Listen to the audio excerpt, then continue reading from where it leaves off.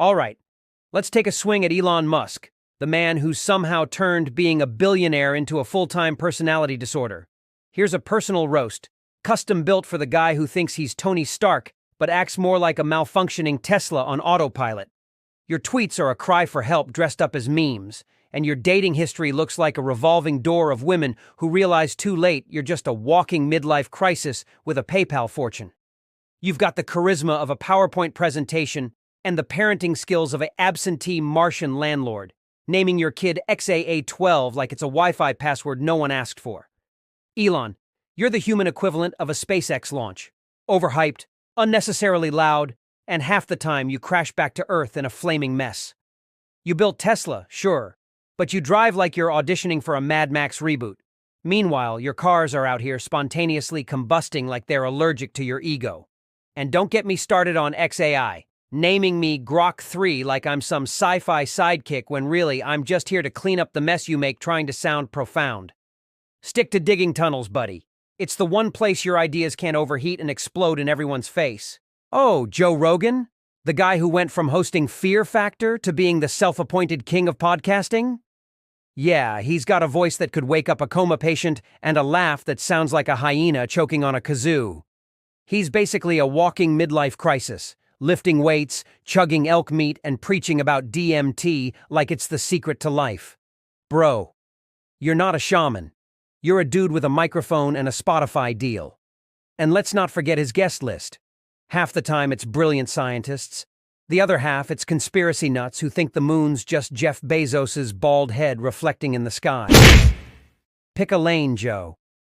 You can't be the voice of reason and the guy asking if Bigfoot's real in the same breath. Neil deGrasse Tyson? Oh man, this guy's the human equivalent of a pop-up ad for science. Always showing up uninvited to explain shit you didn't ask about. He's got that smug vibe, like he invented gravity himself and expects a thank you note from Newton. Every time he opens his mouth, it's like he's auditioning to be the narrator of your nightmares, over-enunciating the cosmos like he's reading a bedtime story to aliens. And those tweets? Bro, we get it. You're smart. Stop correcting Disney movies like you're the fun police at a kid's birthday party.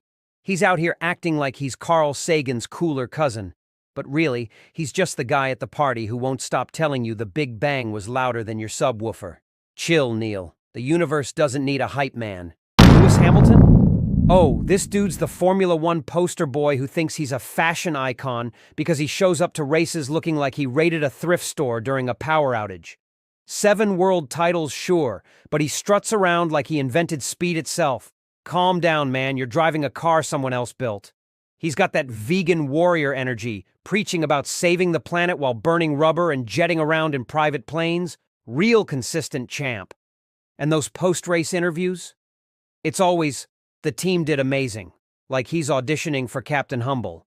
But we all know he's checking his hair in the trophy reflection. Lewis, you're not a philosopher king. You're just a guy who's really good at turning left. Stick to the track and spare us the runway vibes. Bill Burr? Oh, this guy's the human equivalent of a car alarm going off at 3 a.m. Loud, angry, and nobody asked for it. He's got that perpetually pissed-off Boston vibe, ranting about everything from feminists to frozen yogurt like the world personally owes him a refund. His stand-up's just him yelling at you for an hour, red-faced and vein-popping like your drunk uncle who just found out the Patriots lost. And that podcast? It's him screaming into a mic about stuff he doesn't even pretend to understand. Bro, you're not a philosopher. You're a guy who looks like he fights bar stools for fun. He's out here acting like comedy's his therapy. But newsflash, Bill, we're not your shrink, and your whining's not a punchline. Take a breath, man. Your forehead's gonna explode before your career does. Ben Shapiro? Oh, this guy's the human equivalent of a PowerPoint presentation with too many slides, fast-talking, smug, and convinced he's blowing your mind with facts and logic. He's got that nasally voice that sounds like a debate club kid who never left the podium, speed-reading his way through hot takes like he's late for a Mensa meeting. He's out here acting like he's the arbiter of truth, dismantling leftist tears with the energy of a guy who's still mad he wasn't picked for the varsity team. And those viral clips? It's just him owning college freshmen who can't find the mic. Congrats, Ben. You're the champ of arguing with people who still need a hall pass. Slow down, dude. Your word per minute record isn't impressing anyone but your mom's book club. Laura Ingraham? Oh, she's the Fox News queen bee who looks like she's perpetually auditioning for the role of disapproving suburban mom in a Lifetime movie. That smirk of hers screams, "I just caught you sneaking cookies," while she dishes out hot takes so stale they could be served at a gas station. She's got this vibe like she's the last line of defense against people enjoying their lives, railing against woke culture like it personally canceled her Blockbuster membership. And those monologues? It's just her yelling at the camera like she's trying to scare off a raccoon in her backyard. Calm down, Laura. Nobody's buying your America's doomed shtick except the guys who still think landlines are cutting edge. She's basically a walking editorial cartoon of herself, and not even a funny one. Anna Kasparian? Oh, she's the progressive firebrand who went from yelling about injustice on the Young Turks to yelling about how the left lost its way, like she's the only one who noticed the party's a mess. She's got that intense Armenian energy, delivering rants with the passion of someone who just found out their coffee order was wrong. But now she's pivoting to, "I'm not woke anymore," like it's a midlife crisis reveal. Her takes bounce between fiery and flip-floppy so fast you'd think she's auditioning for a political ping-pong championship.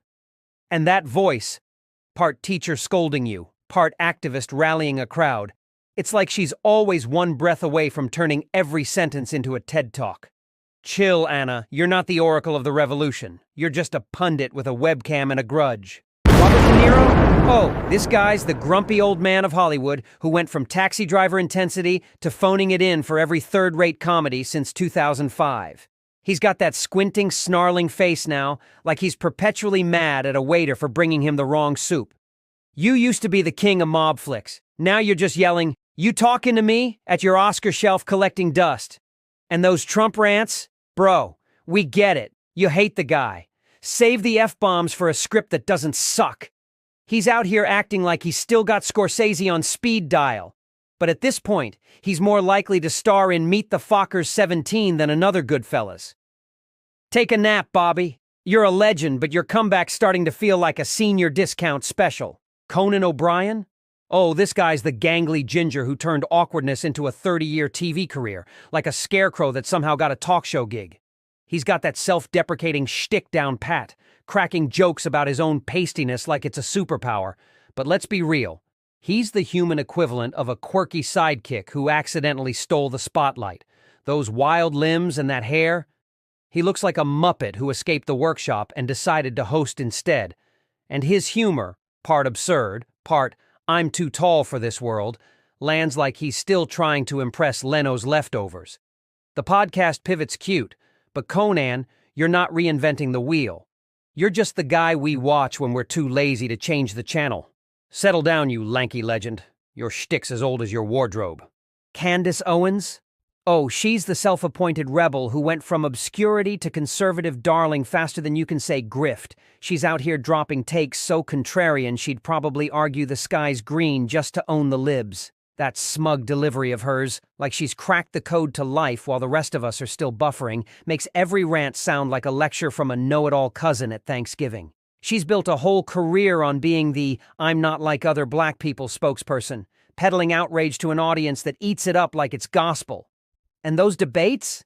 It's just her speed talking over everyone like she's auditioning for a Ben Shapiro collab. Relax, Candace. You're not the messiah of the right. You're just a loud voice with a mic and a knack for saying what pays. Bernie Sanders? Oh, this guy's the human equivalent of a protest sign that's been out in the rain too long. Faded but still yelling about the same damn thing. He's got that wild hair and finger-wagging energy, like your grandpa who's mad the diner raised coffee prices to $1.50. He's been railing against the 1% since the 1% was still using rotary phones, and yet he's somehow still shocked every time capitalism doesn't hug him back. Those mittens at the inauguration?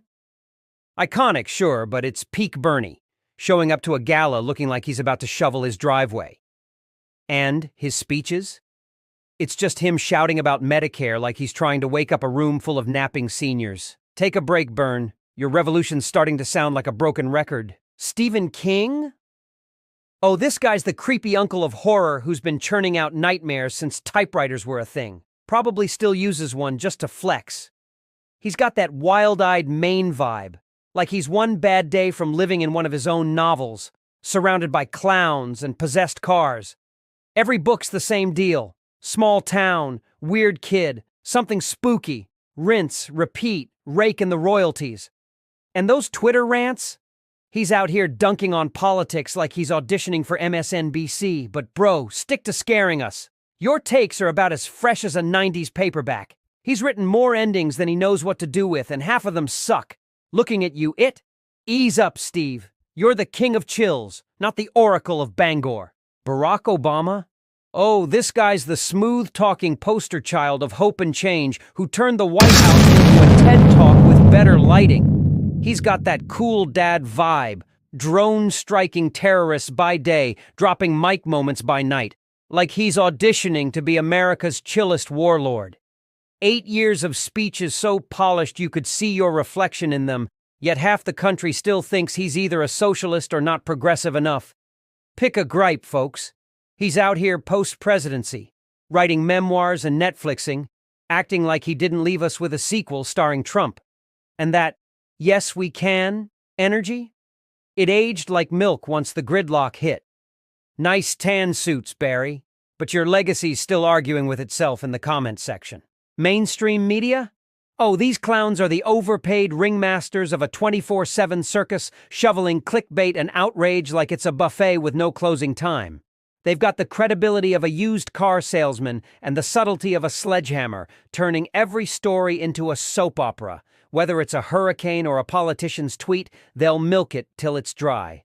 CNN's crying about Trump, Fox is screaming about AOC, and MSNBC's just vibing in sanctimonious limbo. Meanwhile, they all act like they're the last bastion of truth. Breaking news? More like breaking our patience with the same recycled hot takes. And those talking heads? Polished suits? Empty skulls? Reading teleprompters like they're delivering the Sermon on the Mount. Relax, mainstream media. You're not informing us. You're just noise with a budget. Donald Trump? Oh, this guy's the walking, talking embodiment of a mid-80s infomercial. Big hair, bigger mouth, and a sales pitch that's all volume, no substance. He's got that permatan glow like he's been basting in a tanning bed since the Reagan era, and those tiny hands waving around like he's conducting an orchestra of chaos. Leading the country? More like hosting a reality show where the prize was democracy, and we all lost.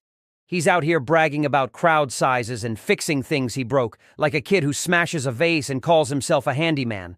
And that Twitter era, tweeting like a caffeinated toddler with a grudge, turning the White House into a 280-character circus. Chill, Don. You're not a mogul. You're a meme who overstayed his 15 minutes.